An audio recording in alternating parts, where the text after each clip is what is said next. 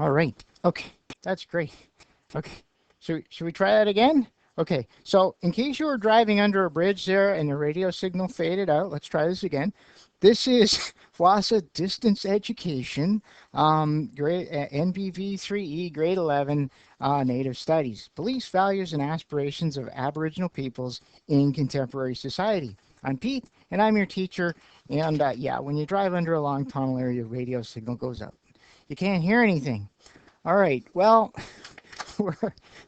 so this is week 4 of our 9-week class, so we're doing pretty well here. Today we're going to start lesson 9. We're going to talk about maybe a kind of a difficult subject. It's the residential schools. Okay, residential schools in the 60s scoop. So we're going to learn about that because it's had an influence. It's certainly had an impact on Aboriginal people. Okay, so that's we're going to have to learn about that, and sort of understand it, and then sort of talk about maybe the implications of it. Okay, so let's see here. Sorry, get sorted out. Now, just as a discussion. By the way, let's find this in the course here. Okay, so this should be on page. Whoop. This should be on page 19, actually page 20, okay, of your course material. Okay.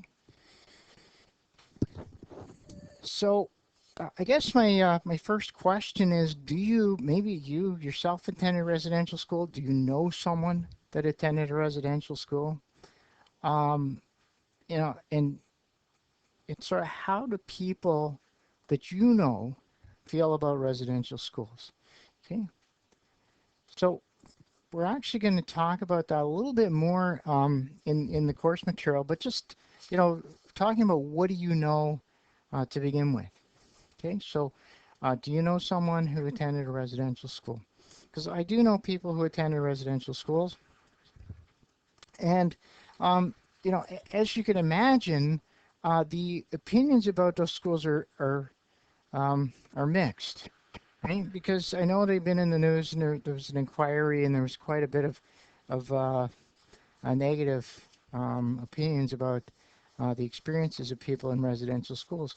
However, there are some students who went through the system and didn't really have the same problems. Okay, so in that sense, it's a very individual thing. I think for the most part, I think a lot of students, it was traumatic at the very least to be taken out of the community, taken away from parents, and in a lot of cases, and what we're going to look at is kind of the environment was really not what they were used to.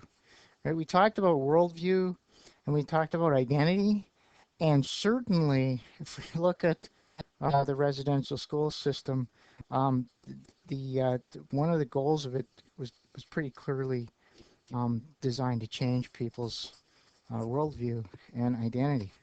Okay, that's and that has caused, I think, a lot of problems. Aside from the fact that there was, in some cases, quite a quite an unpleasant environment for many students. Okay, so the course material actually talks about some words here: industrial school, resilient, and residential school. So they really want the definitions of those things here. Okay, so we'll actually talk about industrial schools. It's in your course text. If you wanted to kind of jump ahead a little bit, I think it's in page 162. Do I have this? Okay, and we'll be looking at the course text a little bit. Yes. Okay. So, in fact, why don't we just take a look at that really, really quickly here.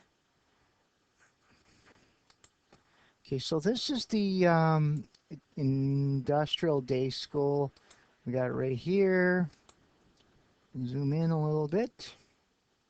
Okay, so I'm just going to scroll over. Okay. All right, well, I'll zoom a little bit more, see if we can see if this works here. Ah, there we go. So it says here, and this is, by the way, this is on page 163, the top of your textbook. I'll be putting all these pages up on my Facebook page anyway. So it says, as a result of the negotiations of the numbered treaties in the 1870s, the federal government was required to provide First Nations children with education. Industrial day schools were built close to or on reserves, enabling students to attend school during the day and go home at night. The policy of the government focused on assimilation and education. Okay, oh, let's try that again, putting the comma in there, and this shows you. So it says the policy of the government focused on assimilation, and education was the government's main tool in achieving that goal. Okay, so assimilation. Okay, so not culturally relevant instruction, not culturally sensitive instruction, but rather assimilating Aboriginal children into the European style society that Canada was at the time. Okay, so, and they used education to achieve that. After the Indian Act made First Nations and Inuit peoples wards of the government, the Nichols Flood Davin Report of 1879 recommended that Canada use industrial schools to civilize the First Nations, Métis, and Inuit population. Aboriginal children were trained as domestic help or laborers. Okay, so this shows you the mindset of the day. Okay, so the mindset of the day was that they had to change the worldview, change the identity of First Nations children.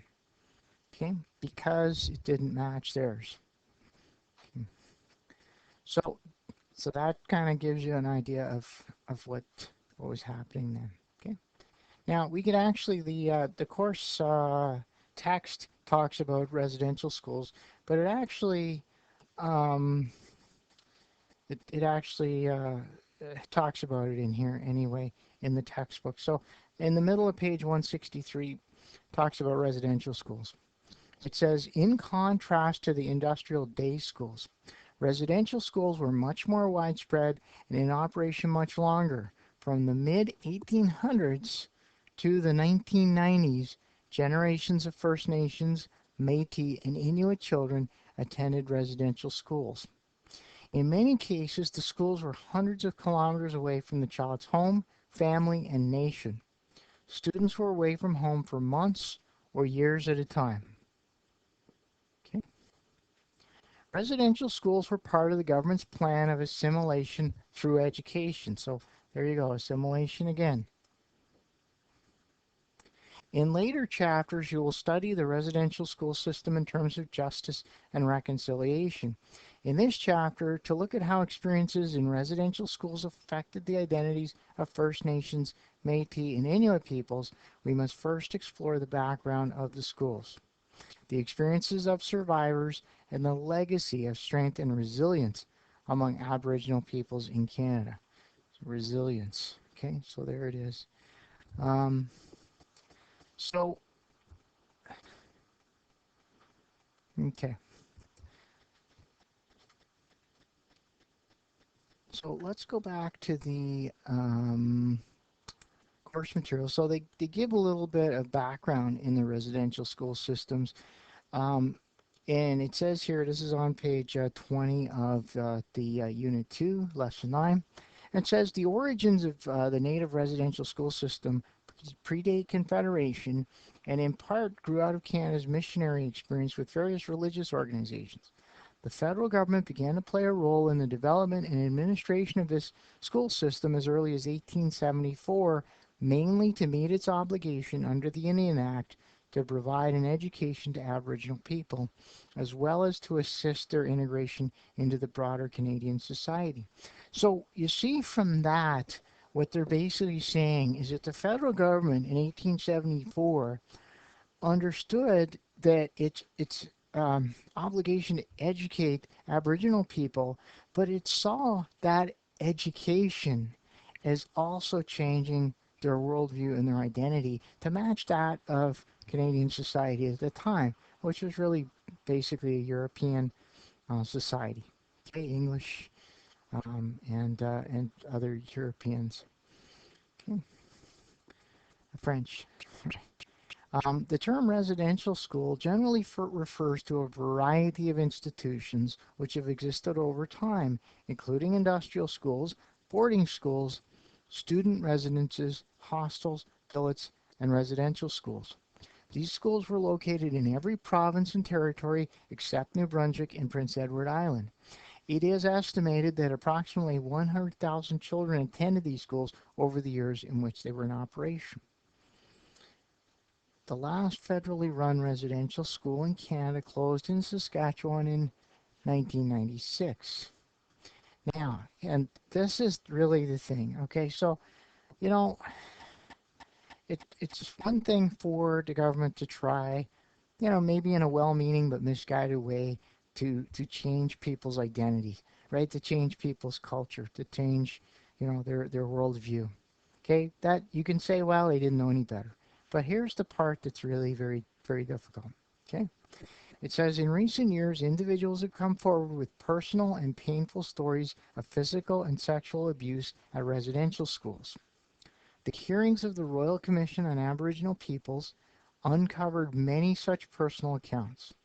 Today, while it is not uncommon to hear from some former students speak about their positive experiences in these institutions, their stories are overshadowed by disclosures of abuse, criminal convictions of perpetrators, and the findings of various studies such as the Royal Commission on Aboriginal Peoples, which tell of the tragic legacy that the residential school system has left with many former students. They and their communities continue to deal with issues such as physical and sexual abuse, family violence, and drug and alcohol abuse. Okay, so people who are abused as children, uh, it doesn't just go away necessarily. It can follow them, and it can really harm them. And require really that they get some sort of help and some sort of healing. It's really a terrible thing. Okay, so this is the issue. Now, we're saying it was widespread. These abuses were widespread. There were people that got through it without any, serious, without any abuse, right? However, still, the whole point of the system was to change people's identity and to change people's worldview. Okay, so even the students who went through it and didn't experience necessarily physical or sexual abuse, they still were in a system which was designed to replace their culture with somebody else's culture. Okay, so something to keep in mind. Okay, um, and keep in mind also as we kind of go forward in the course. How many elders and how many leaders in your communities were part of this residential school system. Okay, just the fact that you're away from your family, that you're in this very structured environment can be very, very difficult. I'm sure for some students it can be very difficult. Okay. Now, let's take a look here in the course material because there's an interesting thing, and I found this really interesting, and it's um, partially my own, history, my own personal history, my own worldview. At the bottom of page 21 and the top of page 22 of the course material, they have a residential school daily routine. Okay, so as you start at 6 o'clock, rise, wash, dress, silence called for prayers, bed making, 6 o'clock, right? So 6:45, roll call and prayers in schoolroom. Okay, so I think a lot of these residential schools were run by religious orders, and so that was one of the things they were trying to do, wasn't it? They were trying to instill a Western religious values in students who came to those schools, right? Christianity, various denominations of Christianity. So there was a lot of prayer and a lot of religious instruction as well. Okay, because the people that ran those schools thought that that was what they needed to do. That was part of the education. So 6:45, so roll call and prayers. 7 o'clock assemble. Okay, so you have the assembly. Breakfast 7:05, march in order, stand for grace. 7:30, rise, grace, workers to work, others to preparatory classes, and then 8:20, morning pupils assemble in the schoolroom. Okay, and then top of page 23, 22, a roll call. You get a recess, close the school at lunch. And this looks very structured, but when you think about it, it is a pretty standard routine for any kind of boarding school. And I can say this with some authority because uh, I, I went to a boarding school, and this is pretty much what we did.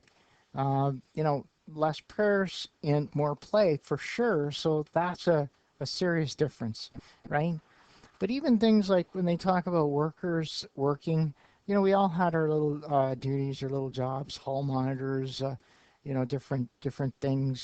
Some of us had other things we were doing. Um, and the other thing that really strikes me is this. Well, okay, so English roll call. So that I'm not 100% sure what that is, but and this one 7:15 evening preparatory classes. We used to call that prep. And that's basically you're doing homework under the supervision of a teacher. So if you have any questions, you could get them answered depending on who it was. If it was one really disagreeable female older lady who obviously didn't like coming in at night, she was pretty hard to get along with. But most of the other teachers, the male teachers, the young men, were just perfectly fine. I'm very, very happy to work with students and help us and tell us stories and just really generally treat us very well.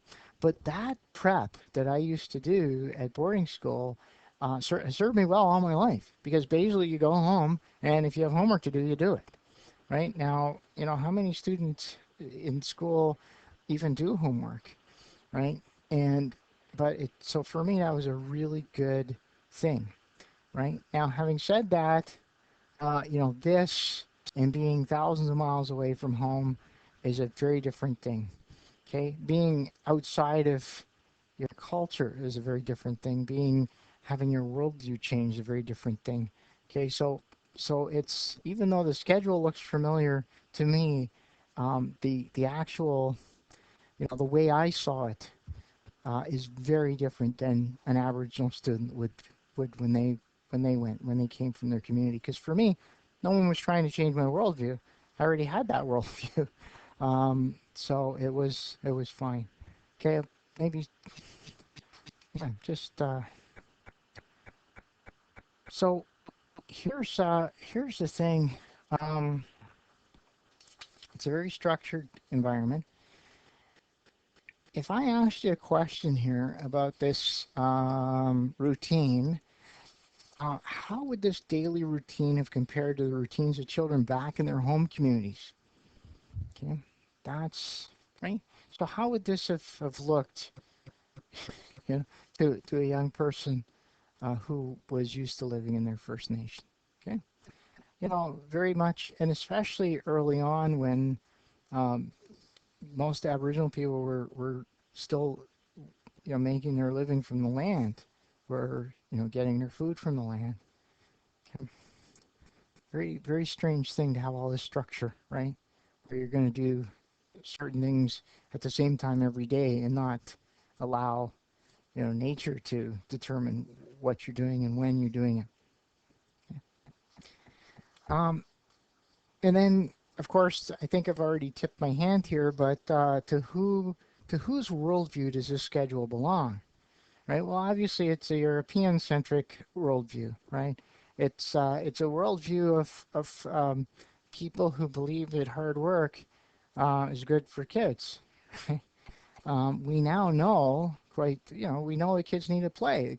That's how they learn, especially young kids. They need lots of time to play. Okay, They really don't need to be working. They need little responsibilities, but not hard work. And then, can anything good be said about this schedule? That was my question. And again, I think I've given it away a little bit in that, for me anyway, it instilled a sense of um, a structure. Some people really do well when they have a structure in their lives. For me, it really helped, right? But for some children, it could just be seen as being too rigorous, too inflexible, and really not leaving any time for kids to be kids. Okay. And there you go. Okay, so I guess I really kind of talked about that. But take a look at that, and maybe if you know someone who's been to residential school, maybe ask them about that. I'm particularly interested in what kinds of work they were doing, workers to work. Okay, as I say, we did some things. We did some work around the school, but it was fairly simple stuff. It wasn't hard work. And the other thing that we did at my school, because I see there was some play somewhere. See, this is a recess here. I can tell you that we had a lot of time. Yeah, maybe not 15 minutes. We had more than that. We played sports in the afternoon. That was considered very important in my school to go play sports. We played a lot of soccer, and that's where I found out I could run fairly well and sort of nimble. And we played, and we did running. Running on a street, actually, like distance running. And I found I was actually quite good at that as well. Endurance kind of stuff. So, so there you go. It's hard to really have an identity in a sort of a very structured environment like this. Excuse me. Sorry about that. Okay. So now in the text, there's a little bit of overlap here. It says, would you like living like this? Why or why not? What is missing from the daily activities? Play. I think so, play. I don't really see any. I don't know what else they would say. There might be some things like, reading, right? Sort of fun kind of reading. Yeah, it's hard to say about movies because I don't know when this is from or watching TV or anything like that. But personal time, free time.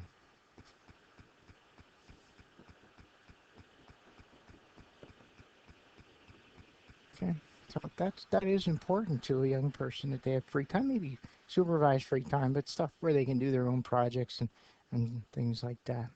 Kind of important. Okay, so now we can take a look at um, okay. Okay, let's take a look at page 164 because this is maybe just kind of explains a little bit more.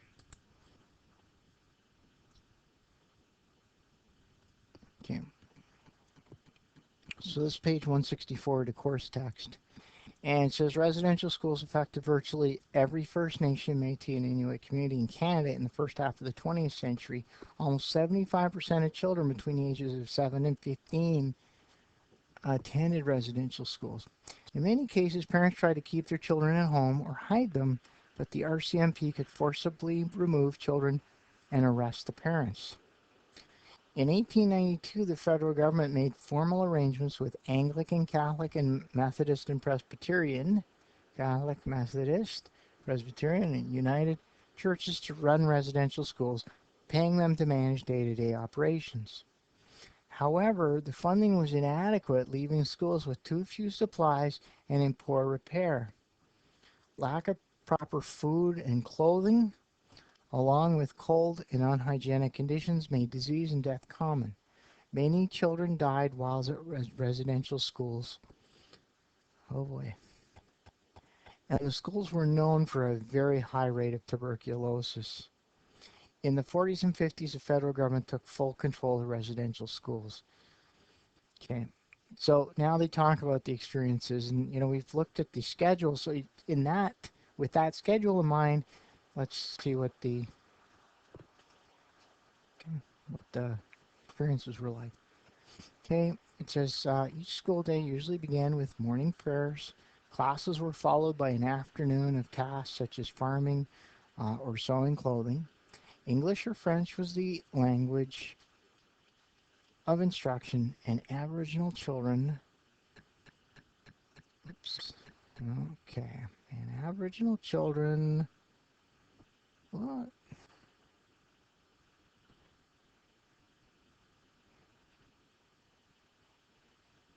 Okay, let me just. Sorry, I just gotta see what's happened here. Um. Yeah, we're often from speak. Oh, okay. Sorry about that. It's just we gotta scroll.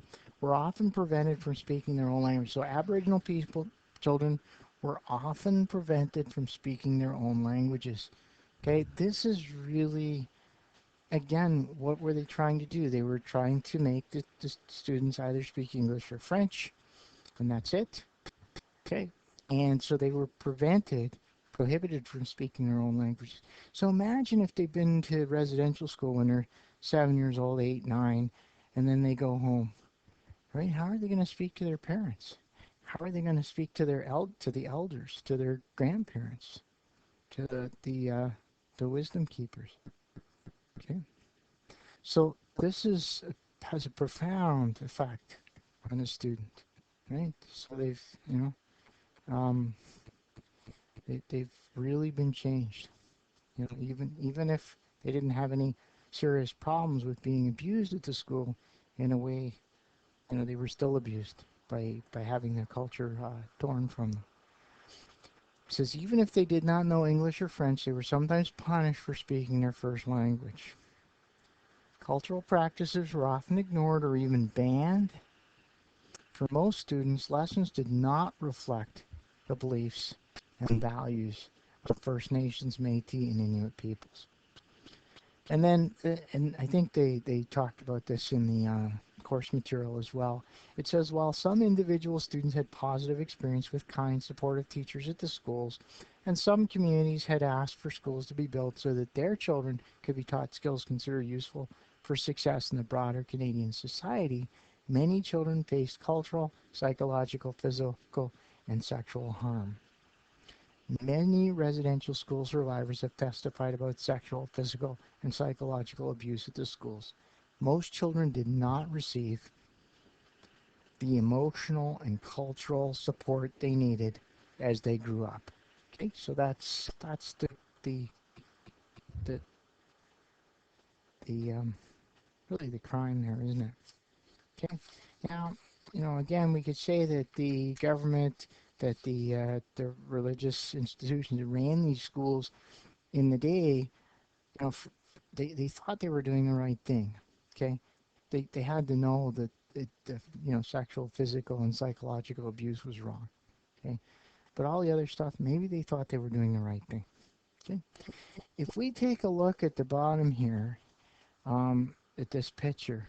Okay, so I really want to show this. This is maybe difficult to look at, but um, so it says figure 517. So it says these photographs were taken of Thomas More before and after he entered the Regina Industrial Residential School in 1874. The photographs were published in 1897 to demonstrate the success in civilizing students. Do you think the photographs show success?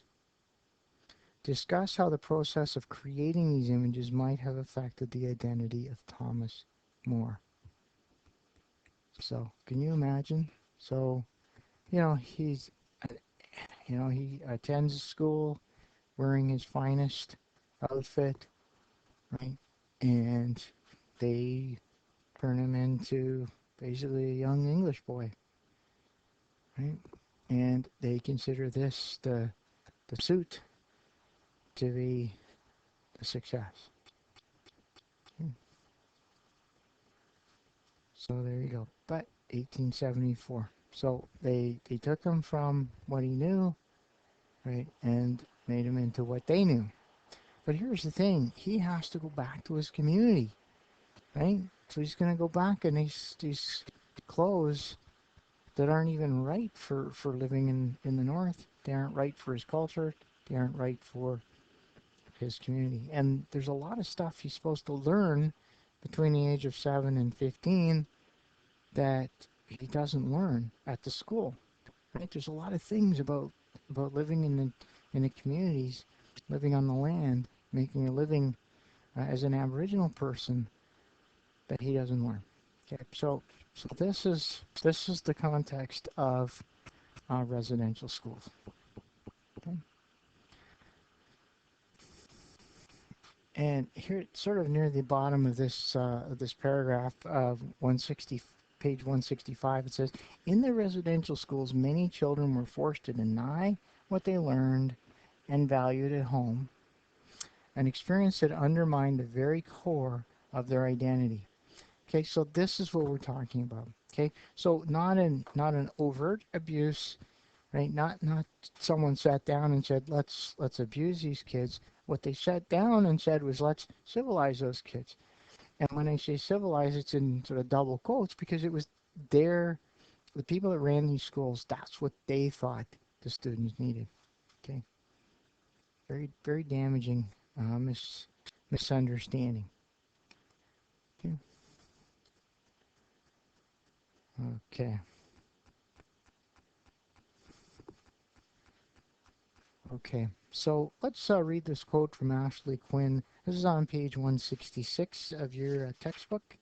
And yeah, just, so it says here, it says residential schools and the trauma that was experienced have been described as a defeathering process, stripping Native peoples of their knowledge, spirituality, physical and emotional well-being, and most sadly has led to the loss of community, right? So if you think about, just to pause there, if you think about all the students that went away and were forced to speak only English, so by the time they came back, maybe they couldn't even speak the language anymore. They didn't know, they knew history, but they knew European history. They probably knew all the kings of England, you know, but they didn't know their history. Okay. So this is it right here. So excuse me, Aboriginal residential school survivors may have a higher prevalence of post-traumatic stress disorder called PTSD. Okay, so PTSD is not just reserved for soldiers or people who've been right. It can be anyone who's been subject to a very stressful situation for a short period of time, very stressful, or even for a long period of time. Okay, possible effects include depression, thoughts of suicide, low self-esteem, flashbacks, fear of authority and intimacy, domestic and other types of violence. Okay, so this is from Ashley Quinn. She's a social worker and researcher. Okay, so that's the context of people who were taken away, people who were put in uh, residential schools. So keep in mind now that the school system has changed. Okay, Aboriginal people now control schools where Aboriginal children attend. Okay, that's been the way for a couple of generations now. Okay, so that's really important to know that the schools that are currently in the communities and the boarding schools that they have outside the communities, those are run by Aboriginal people and they're controlled by Aboriginal people. There's plenty of teachers from the South in those schools, but really um, um, the schools are how they're run and they're determined by Aboriginal people. Okay. So it is different. And the other thing is that we understand as teachers and educators that is really important to take into account a student's culture, t- and take into account their worldview. Okay, it's really important. Okay, when I was learning to be a teacher, I had courses on that, and it wasn't just for teaching Aboriginal people; it was for any culture, right? If you have students in your class from, say, the inner city, right, or from who are immigrants, recent immigrants, right, you, you have to take into account, their culture and the fact that they are kind of in a new environment, or in an environment that they might not be familiar. Right? A good example, we I was teaching in Toronto, and I was teaching. I had a lot of students from China, recently arrived from China. 27 of the 29 students were straight from China. Didn't speak a whole lot of English, but we were doing math, so it really didn't matter so much. But one of the questions was about a kayak. We were talking a question about a kayak, and they didn't know what a kayak was. So we had to stop and talk about that. But that's important, right? Then they understand what a kayak is, and that's a very Canadian thing. But of course, kayaks actually get that. That's a technology from First Nations, isn't it? Okay.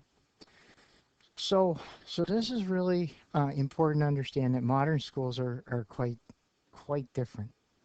Okay, and we understand what. Let's see if I can find this here.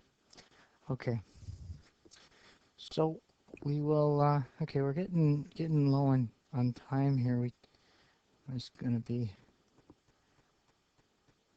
okay.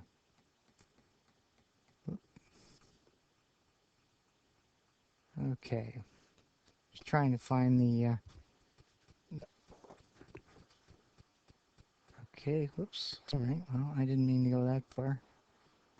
Okay, it's funny. I have a textbook right here, but it's actually kind of hard to navigate here.